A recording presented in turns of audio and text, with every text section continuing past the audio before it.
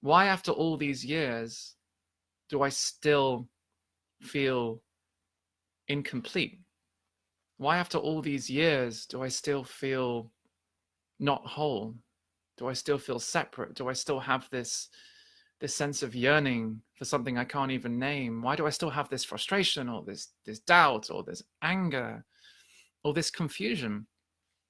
After all these years, why are these thoughts and these feelings still here? And I really want to, just for a few minutes on this webcast, really go into this question, the core of this question, because of course at the very heart of this question, there is a misunderstanding actually about the healing journey, about the awakening journey. Saying that something is still here, why are these thoughts still here?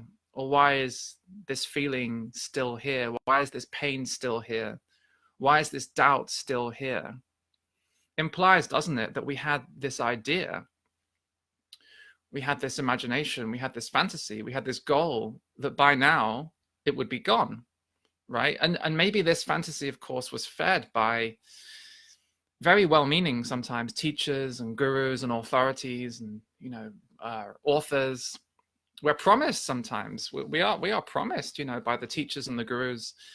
We're promised, you know, if you work hard enough on yourself, if you meditate hard enough, if you go to all my courses and classes and read all my books and blah, blah, blah, if you go to therapy enough, you know, we're promised by some people that, yeah, one day your doubts will evaporate. One day your mind will be a silent mind.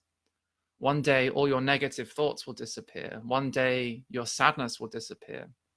One day your frustration will disappear. One day that longing, that sense of incompleteness, that sense of loneliness or emptiness in your gut, one day, we're promised, this will disappear. So sometimes we just look into our experience and it's almost like we're wondering, well, why hasn't this part of me disappeared yet? Why haven't these thoughts, these images in my mind disappeared yet? I thought that's what was supposed to happen. I was promised that. You look into your body, you look into your real-time embodied experience. Why is this sadness still here? Why hasn't this sadness disappeared yet with everything I've done, with all the work I've done, with all my understanding? Why hasn't this sadness disappeared yet? Why hasn't this fear disappeared yet? So what I really want to say in this this short time we have together, there's no such thing as yet. What I mean by that is there is only this present moment. That's all we ever have. That's all we're ever called to face, is this present moment, this now, this breath, these sounds, these sensations. The moment we're thinking in terms of yet, why hasn't this thought gone yet? Why hasn't this feeling gone yet? We're actually in an illusion. See, that is the mind's version of healing. That is the mind's version of awakening. You know, this idea that once we are healed, or once we're awakened, that this thought will disappear or this feeling will disappear. So we actually carry, consciously or unconsciously, we carry an image of what healing is supposed to look like. We carry an image of what awakening is supposed to look like. And of course, this image is fueled, again, by well-meaning, sometimes teachers and gurus, and they say that once you become awakened, or once you reach this place called healing, then you won't have these thoughts, you won't have these feelings, then you'll only have positive thoughts, you'll only have nice, happy thoughts. Or then, once you get to this place, this future destination called healing, called awakening, or even called happiness, we even make happiness into a goal. Once you get there, then your doubts will evaporate. Your sadness will evaporate. Your longing will evaporate. Your loneliness will evaporate. So this is the promise. What I would say is this is the lie. This is the lie of healing. This is the lie of awakening. And it's a beautiful lie, actually. It's a beautiful dream. I mean, there was many years ago for me, like there was one point in my life years ago when I was really struggling that actually I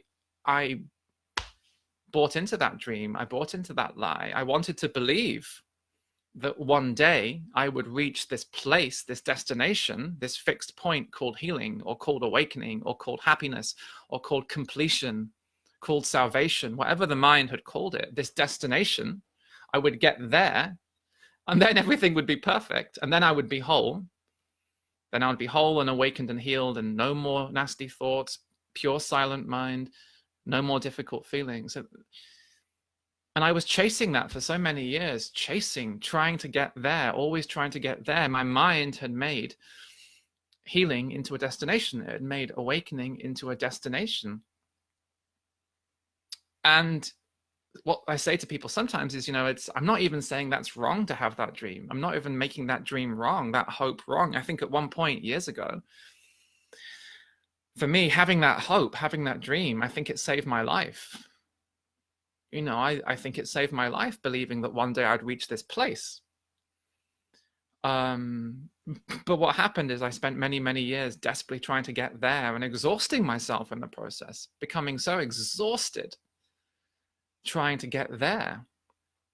And then, as I've shared before in my books, on Facebook, at some point, that whole illusion fell away, that there was a there to get to, a there called healing, or called awakening, or called fully awakened, or fully healed, or even called happiness. So the mind makes happiness, healing, awakening into a destination. Then, of course, what happens, the shadow side of that, I'm not saying it's wrong, it's so natural, but the shadow side of that is it leads to this question. It's like, why am I still like this? Why do I still have these thoughts spinning around, driving me crazy? Why do I still have this sadness in my belly, or this frustration in my chest, or this longing, this loneliness? Why? It's like, why are you still here? It's like saying to a thought, or saying to a feeling, why are you still here? It's like saying to confusion, or saying to frustration, or saying to loneliness, why are you still here? I hoped you would have gone by now. That was the promise. Thoughts, sensations, feelings, why are you still here? So that's the illusion. That's the dream. That's the lie, that one day we're going to reach this perfect place. Of course, what happens, what awakening is really about, and what healing is really about, is the following. Healing is not a destination. It's not a place that you get to. It's not an end point. If we're talking about true healing, we're not talking about a future place. If we're talking about true healing, we're talking about wholeness. Heal and whole are from the same root. To heal means to be whole, and the only place that wholeness can be found is in the present moment, not in the future. The only place that true healing can be found is not in the mind and its futures, because when we're talking about the future, we're always talking about the mind. The mind lives in the future. The heart lives in presence. So if we're talking about true healing, discovering true healing, we're talking about discovering wholeness, or remembering wholeness where we are. And now we're talking about true meditation, the rediscovery or the remembrance of wholeness right where we are, the wholeness actually that we are. And this is what I've been talking about and pointing to for many, many years now. This wholeness, this oneness that we've been seeking in time, in the future, is actually right here, in this present moment. It's a wholeness that actually includes every thought, every sensation, every feeling, even the difficult thoughts, even the scary thoughts, even the difficult feelings, even the uncomfortable feelings, the sadness, the grief, even that deep sense of loneliness or longing or emptiness that you've had in your belly like your whole life and you've never quite been able to get rid of. So here's the thing, getting rid of, that's the mind's idea of healing, right? The mind says, how can I get rid of these thoughts? How can I get rid of these feelings? How can I get rid of my pain, get rid of my fear, get rid of my sadness? The mind does not understand true healing. True healing has nothing to do with getting rid of. This is what I often say, is that the heart, what you truly are, has never heard of this idea of getting rid of. It doesn't make any sense. Getting rid of some aspect of the present moment, getting rid of thoughts, getting rid of feelings, getting rid of sensations. That's the mind's version of healing. The heart has never heard of getting rid of. All the heart knows is embrace. All the heart knows and is allowing, making room for. If we're talking about true meditation, we're talking about making room for all thoughts, every thought, the positive thoughts, the negative thoughts, the happy thoughts, the sad thoughts. We're talking about making room for the joy as well as the sadness, the excitement as well as the boredom, blissful, happy feelings. Yes, of course. But what we start to remember is that the difficult feelings, uncomfortable feelings, feelings of sadness and frustration and doubt and loneliness and grief and longing, they also must have a place in us. So we start to remember our true nature is vast. There is so much room in the presence that we are, the heart that we are, this holding field called presence. And so what I often say is, and this is really, now I'm really getting to the core of things, that true healing is not about this getting rid of thoughts, getting rid of feelings. Thoughts, sensations, feelings, sadness, doubt, fear, whatever is here with you right now. I mean, check, every moment can be meditation. Meditation doesn't have to be something we do with our eyes closed, and the sitting on the floor cross-legged. We can do meditation with our eyes open. We can do meditation walking through the park or the forest or the shopping mall. We can do meditation now. Meditation isn't really a doing. It's more like becoming curious. So what's with you now as you sit here listening? Is there something in your experience that is calling for attention, calling for help, calling for love? What's with you right now? What's sitting with you right now? What's hanging out with you in presence? Maybe a boredom, a frustration, a longing, a sorrow. What wants to be touched? What wants to be embraced? What wants to be included in this holding space? So what I always say is, thoughts, sensations, feelings, they don't come to you to be healed. What I often do is invite people to give up trying to heal. However crazy that sounds and counterintuitive, give up trying to heal your thoughts, sensations, feelings, and instead drop into this space of holding. Thoughts, sensations, feelings, your sadness, your pain, your fear, it doesn't arise to be healed, actually. It doesn't want you to heal it. It wants to be held in this present moment, which is all there is. There is only this moment.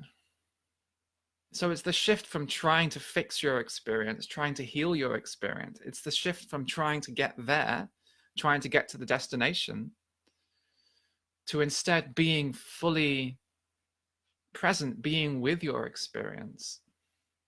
The shift from trying to heal your experience to holding, from healing to holding. Holding yourself exactly as you are. This is true meditation. Holding yourself exactly as you are. Holding your thoughts, holding your sensations, holding your feelings. Allowing.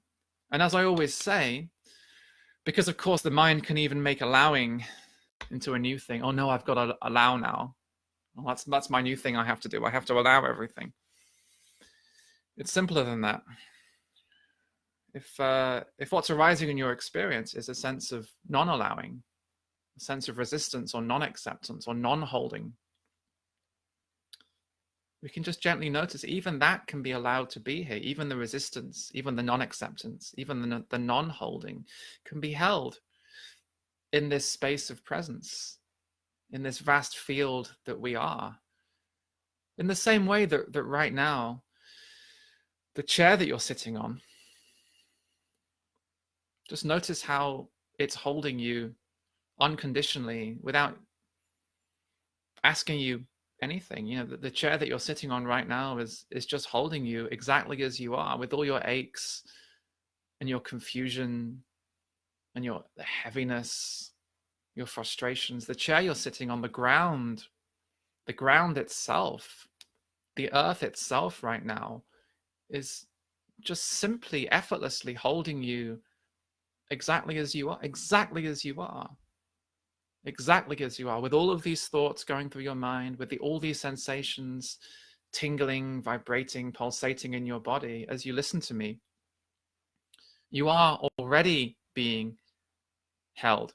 You are already being held by this mysterious, pre-verbal, unspeakable presence.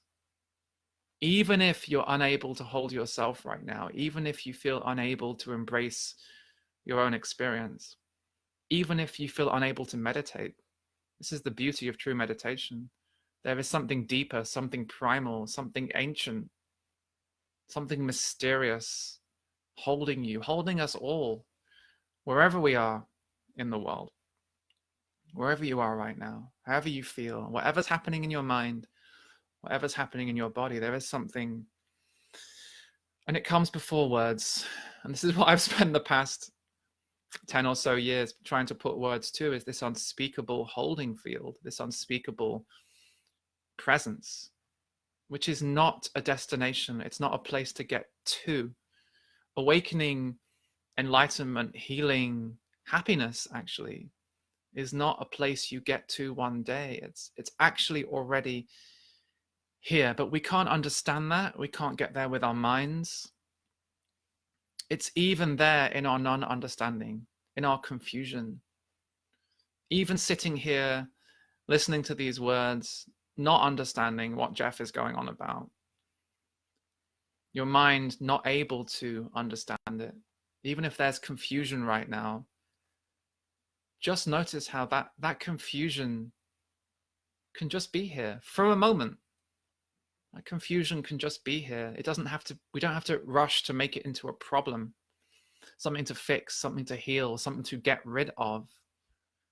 We can just gently sink back into our present experience, allowing what's here, and on a deeper level, just noticing that we are already held by the chair, by the ground, by the earth. In this space together, we're held exactly as we are. So that's why you're not healed yet. There's no such thing as yet. There really isn't. And that's why you're not awakened yet or enlightened yet. There really is. When you look deeply into your experience, you will discover there is no such thing as yet. That concept of yet, that idea yet, causes so much suffering, because what it does, it makes us reject, it makes us refuse and reject and turn against where we are. I don't want to be here, I want to be there. And what true meditation really is about is just beginning to deconstruct that whole seeking mechanism. I don't want to be here, I want to be there, some other place, having some other experience. The call of true meditation is no, come back to this experience.